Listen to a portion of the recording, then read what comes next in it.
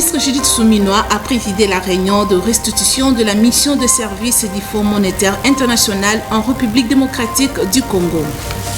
Une marche de soutien au ministre d'État en charge de la justice et garde-sceaux a eu lieu à Kinshasa, question de témoigner les efforts entrepris dans le secteur judiciaire congolais depuis la prise de ses fonctions.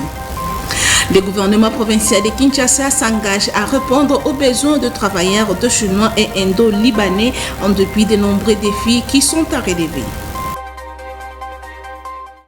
Très heureuse de vous retrouver encore une fois. Mesdames et messieurs, bienvenue dans cette session d'information. Dans l'actualité, la première ministre Judith Suminwa a présidé la réunion de restitution de la mission de service du Fonds monétaire international en République démocratique du Congo. Cette rencontre se tenue à la primature en présence du ministre d'État en charge du budget et du ministre de Finances. Je vous laisse suivre ces propos recueillis par Agathe Miesi. Nous sommes ici dans le cadre d'une mission technique qui est en RDC depuis la semaine dernière, pour prendre contact avec le gouvernement de Madame la Première ministre pour discuter de la requête des autorités pour continuer leur engagement économique et financier avec le Fonds monétaire international. Il y a deux volets. Le volet de support pour les politiques économiques classiques, qu'on appelle la facilité élargie de crédit, et il y a aussi le volet pour supporter les mesures économiques qui vous aideront qui contribueront à votre lutte contre le changement climatique. Donc, c'est deux différentes facilités qui seront négociées très bientôt. Donc, cette mission, c'est plus une mission d'écoute pour voir quelles sont les priorités du gouvernement et comment est-ce que le Fonds monétaire pourrait vous accompagner. Je pense que d'abord, on a fait une revue rapide aussi de la situation économique récente et nous avons noté que la croissance demeure soutenue et que l'inflation commence pas à reculer. Nous espérons que ce recul va continuer avec l'ensemble des mesures qui ont été prises par la Banque centrale et aussi par le gouvernement. Nous avons discuté des priorités du gouvernement, et celles que nous pourrons inscrire dans le cadre de nos négociations pour les nouveaux programmes. En particulier, le gouvernement a insisté sur l'importance pour lui, d'assurer la sécurité dans le pays, l'importance de réaliser des infrastructures structurantes pour diversifier l'économie et aussi pour assainir la gestion des finances publiques. Donc, dans les discussions qui vont venir dans quelques semaines, nous allons nous atteler à voir quelles sont les mesures, comment est-ce qu'il faut articuler les mesures pour réaliser tous ces objectifs. Restons toujours dans l'actualité. Une marche de soutien au ministre d'État en charge de la justice et garde-sceaux Constant Mutamba a eu lieu à Kinshasa, question de témoigner les efforts entrepris dans le secteur judiciaire congolais depuis la prise de ses fonctions. Suivez le secrétaire général de la NOJEC au micro de Clarisse Tibanda.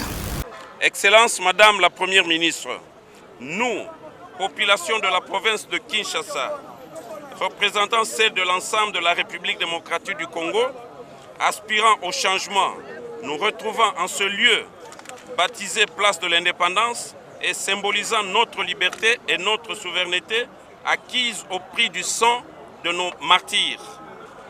Voudrions à l'occasion de cette longue marche à travers les principales artères de la ville, province de Kinshasa, manifester notre soutien sans réserve aux réformes initiées dans l'appareil judiciaire par le jeune ministre d'État, ministre de la Justice et garde des Sceaux, son Excellence Constant Mutamba Tungunga, en vue de donner un nouveau visage à notre justice qui a été déclarée malade par son Excellence Monsieur le Président de la République suite à sa fonctionnalité trébuchante. Nous voudrions à cet effet rappeler à l'opinion tant nationale qu'internationale que l'article 1er de la Constitution de notre pays définit la République démocratique du Congo comme étant un état de droit et a imposé la justice comme premier principe de notre devise, et tous ceux de nos concitoyens qui tardent à orienter leur regard vers l'avenir pour se contenter de contempler le monde au rétroviseur devaient comprendre que la roue de l'histoire est déjà en marche pour asseoir au Congo un véritable état de droit. La justice dont on dit élève une nation n'est malheureusement pas à confondre avec ce que quelques-uns des Congolais, même ceux qui se disent instruits, pensent être du domaine. Les deux chambres du Parlement reprennent service le lundi 16 septembre 2024 pour une session essentiellement budgétaire. C'est dans ce cadre que le président de l'Assemblée nationale, Vital Kamerhe, a reçu en audience la première ministre Judith Suminwa, chef du gouvernement, qui lui a rassuré le dépôt du projet de loi de finances 2025 dans le délai. Suivez-les dans ses propres recueillis par Christian Lissou. Si vous vous souvenez bien, au moment de mon investiture, j'avais promis que j'allais mettre à profit des temps pour pouvoir discuter, échanger avec les différentes institutions. Et là, nous sommes à la veille de la rentrée parlementaire et donc il était important de pouvoir échanger avec l'honorable président de l'Assemblée nationale par rapport à un certain nombre de sujets. Et vous savez très bien que cette rentrée parlementaire, elle sera budgétaire et donc il était important de pouvoir échanger par rapport au processus budgétaire. On va bientôt, en respectant les prescrits de la LOFIP, venir déposer le projet de loi des finances pour 2025. En même temps, il va y avoir le projet de loi pour la reddition des comptes ainsi que le projet de loi rectificative pour l'exercice 2024. Donc tout ça, ça a été les sujets de conversation que nous avons pu avoir avec l'honorable président ainsi que l'honorable questeur, accompagné évidemment du ministre des Finances ainsi que du vice-ministre des Budgets qui représente le ministère du Budget. Bien sûr, on va respecter les délais constitutionnels. Vous savez que le 15 septembre tombe un dimanche, donc nous serons au rendez-vous pour le lundi. Non, dire que les travaux n'ont commencé que depuis un mois n'est pas exact. Nous sommes investis depuis le 12 juin et le travail a commencé parce que nous avons été investis sur base d'un programme d'action du gouvernement qui a été validé ici au niveau de l'Assemblée nationale et donc partant de là, le travail a commencé et pour la loi rectificative, pour la reddition des comptes aussi et aussi pour le projet de loi de finances pour 2025. Je l'ai annoncé dans le titre, le gouvernement provincial de Kinshasa s'engage à répondre aux besoins de travailleurs de Chinois et Indo-Libanais et c'est en dépit des nombreux défis qui sont encore à relever. Suivez le ministre provincial de l'Emploi, Jésus Noël Cheke, dans cet extrait choisi pour vous par Ginel Bezo.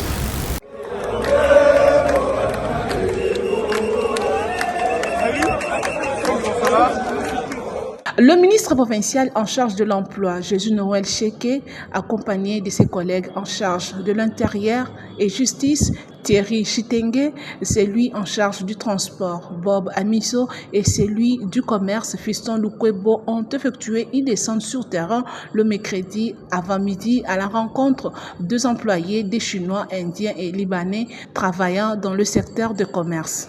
Porteur d'un message pragmatique du gouverneur de la ville, Daniel Bumba, le ministre provincial Jésus Noël Cheke a rappelé qu'après avoir reçu l'intersyndicale et représentant de travailleurs, la descente de ce jour était une façon explicite de sceller le pacte pour la paix sociale et acter à fin de la grève.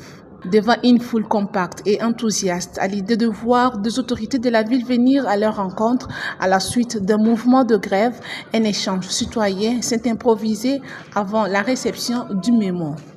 Sur ce, les travailleurs ont acté la reprise de travail sur base des assurances et garanties de sécurité obtenues auprès de la délégation du gouvernement provincial.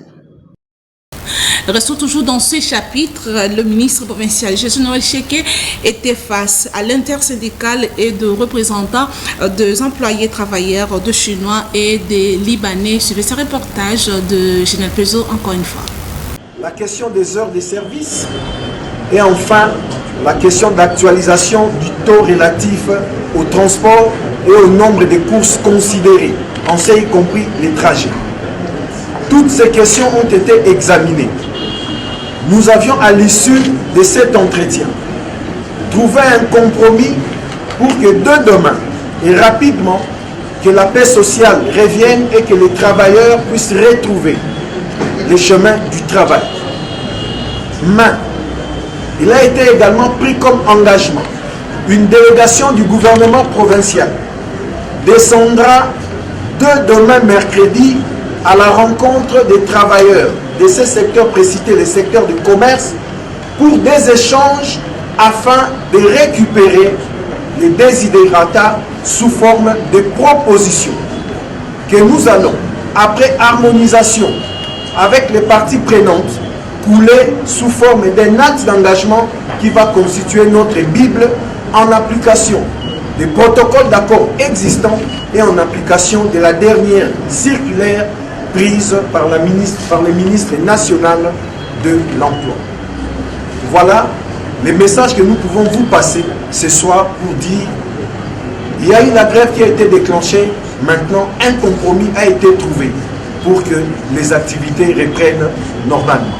Dans un autre chapitre, dans le souci d'apaiser les esprits, le bureau de la coordination nationale de la société civile Force Vive qui appelle le gouvernement à clarifier rapidement les circonstances dans lesquelles sont morts les prisonniers dans la prison centrale de Makala pour éclairer l'opinion nationale et internationale concernant le nombre exact de morts et aussi où se trouve le directeur de la dite prison actuellement. Ils l'ont fait savoir dans une déclaration rendue publique le mercredi 11 septembre 2024 par Maître Jean Bosco Lalo, président de la société civile Force Vive, au micro des copains Koutoumissa. Tout en appréciant la condamnation ferme de ces crimes odieux par le chef de l'État, qui a exprimé sa compassion aux familles implorées, nous constatons malheureusement qu'il y a plus d'amateurisme dans la gestion de la République. C'est depuis des années que des voix s'élèvent pour dénoncer le surpeuplement des maisons carcérales, devenues finalement des mouroirs. Au lieu de 1500 places prévues, plus de 15 000 personnes y sont fourrées. Sans scrupule ni morale, les autorités judiciaires continuent à y envoyer des prévenus pour des faits bénins parfois. En vertu de l'article 149, alinéa 3 de la Constitution de notre pays, la justice est rendue sur l'ensemble du territoire national au nom du peuple. Pour apaiser l'esprit du peuple souverain primaire, il est indispensable que les circonstances dans lesquelles ces tueries ont eu lieu soient élucidées le plus clairement possible. Qui ont tenté de s'évader? Combien de morts exactement? Où sont les corps? Qui sont les premiers suspects déjà arrêtés? Où serait le directeur de la prison, etc. Les personnes détenues ont des droits reconnus et garantis. Les désengorgements des maisons de détention, dont les autorités politiques et administratives parlent depuis très longtemps, mais sans aucun résultat palpable, en dépit des tapages qui entourent ces annonces fallacieuses, ne devraient nullement être considérés comme une faveur, mais plutôt une obligation du gouvernement. En religion, qu'est-ce qu'il faut comprendre du ministère de miracles? Tentative de réponse avec le prophète Aigle Ngouya au micro de Djibril Bakamba. Le miracle, c'est une puissance surnaturelle qui produit un effet divin. Donc,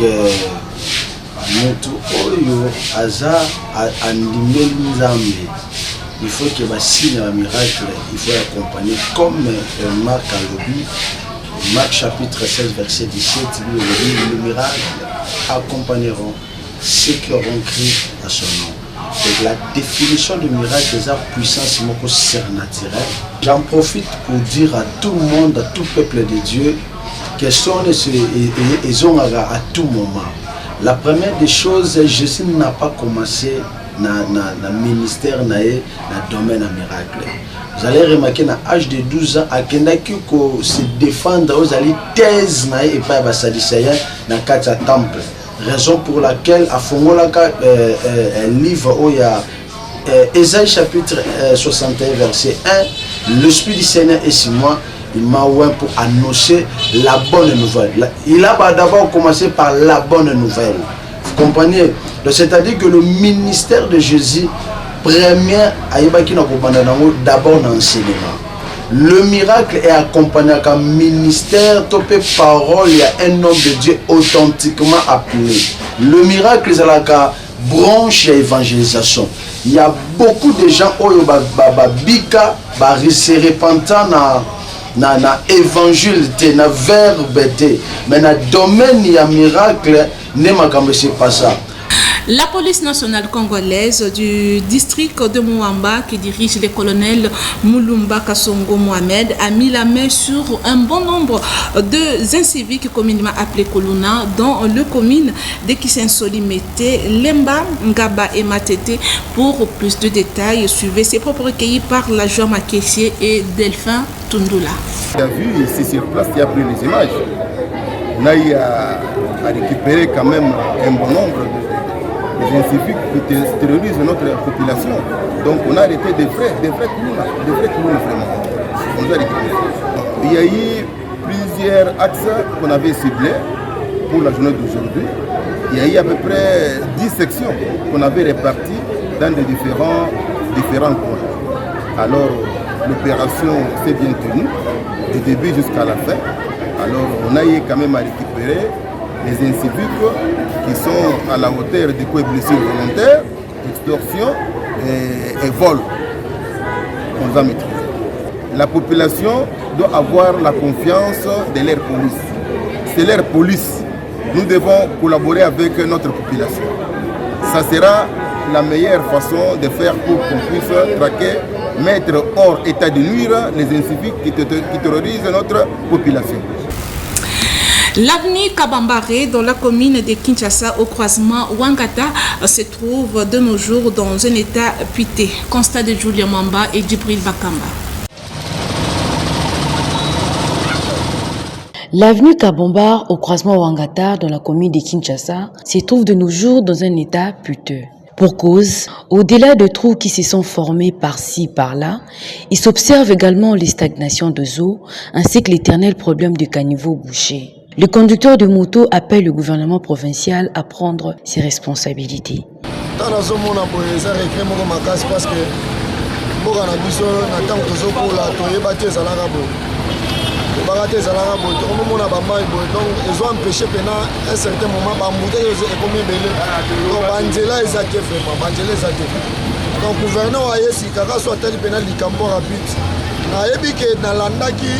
le jour où bazo convertir le gouvernement a sengaka mbongo pour la rebondir dans la province. Mais jusqu'à maintenant, nous avons battu sur la PCM mbongo, ceux qui n'ont pas PCM mbongo.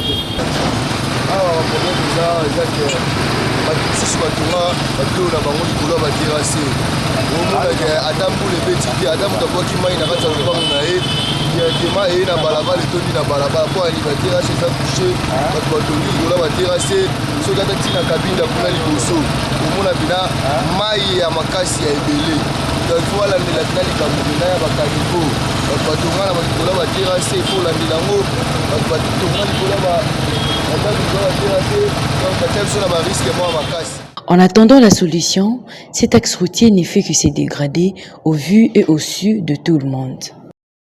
Et bouclons ce journal par cette information. Les amoureux du ballon rond ont réagi concernant les différentes rencontres de interclubs de la CAF, précisément celle de club congolais où il y a l'ASV Club, Saint-Éloi Lupopo, l'AC Maniema et l'ITP Mazembe. Reportage de Chéri Roméo Mwamba, Djibril Bakamba et Gaël Batembo.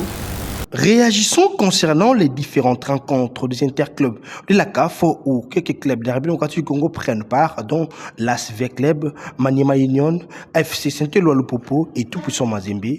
Les amoureux du ballon rond ont exprimé leur mécontentement concernant le manque de préparation des clubs congolais en ce qui concerne le championnat qui n'a pas encore eu lieu jusque-là. D'emblée, je peux que leur souhaiter bonne chance. C'est une période très difficile, il n'y a pas de championnat.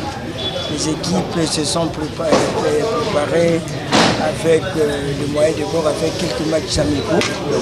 Mais cela n'empêche de pouvoir inspirer quelque chose. Les jeunes gens comprennent qu'à cette étape, il faut un résultat. Donc, nous pouvons leur souhaiter, comme je disais tantôt, bonne chance. Moi, jusque-là, match nan ba bisu que match ezate donc tobi que match eza malgré Tisco avec club na voyager mais espérons que va voyager suspect à préparation nga sala qui résultat est toujours négatif Mais bon, les pays sont en mathématiques. Tout en ayant le calobi, tout peut se manquer à bonne chance pour les équipes de Bissou.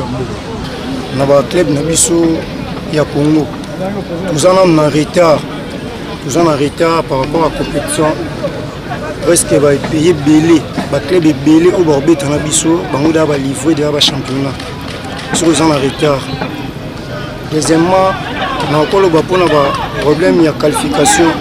Le club de Bissou à Congo. Il y a une concentration. Il y a une concentration. Il y a un staff technique. Équipe Mobimba. Tous à la Benaïni. Bonne chance au club de la République démocratique du Congo et ces dossiers restent à suivre. C'est la fin de ce journal, mais avant de nous quitter, place au rappel des principaux titres. La première ministre Judith Souminois a présidé la réunion de restitution de la mission de service du Fonds monétaire international en République démocratique du Congo. Une marche de soutien au ministre d'État en charge de la justice et garde-sceaux a eu lieu à Kinshasa, question de témoigner les efforts entrepris dans le secteur judiciaire congolais depuis la prise de ses fonctions. Le gouvernement provincial de Kinshasa s'engage à répondre aux besoins de travailleurs de Chinois et Indo-Libanais en dépit de nombreux défis qui sont à relever. Et voilà, c'était là le rappel des titres. Merci pour votre attention. Un grand merci à toute l'équipe. Je vous retrouve prochainement. Au revoir.